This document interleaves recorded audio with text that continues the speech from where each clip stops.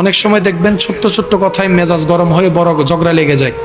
মাথা ঠান্ডা হওয়ার পরে সবাই ভাবে, কিরে এই ছোট্ট কথায় এত বড় ঝগড়া হলো কেন?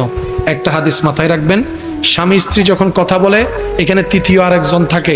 নবী রহমাতুল্লিল আলামিন আমাদেরকে সাবধান করতেছেন, স্বামী স্ত্রী বিবাহিত যারা আছেন একটু মনোযোগ দিয়ে শুনবেন। স্বামী স্ত্রী যেখানে থাকে তৃতীয় একজন থাকে শয়তান।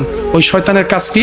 স্বামী যখন কিছু বলে স্ত্রীর মাথায় ফু মারে, এই ছোট্ট কথা যেন বড় মনে হয়, হ্যাঁ আমাকে এত বড় কথা বলছে, আমাকে ইগুতে লাগছে, এমন ভাবনা সৃষ্টি করে। স্ত্রী যখন কিছু করে স্বামীকে মাথায় বসে দেয়, সে যেন আমাকে অপমান করেছে, অসম্মান করেছে। ছোট্ট কথায় বড় ঝগড়া হয়, শয়তান মিস্টার আনন্দ নেই।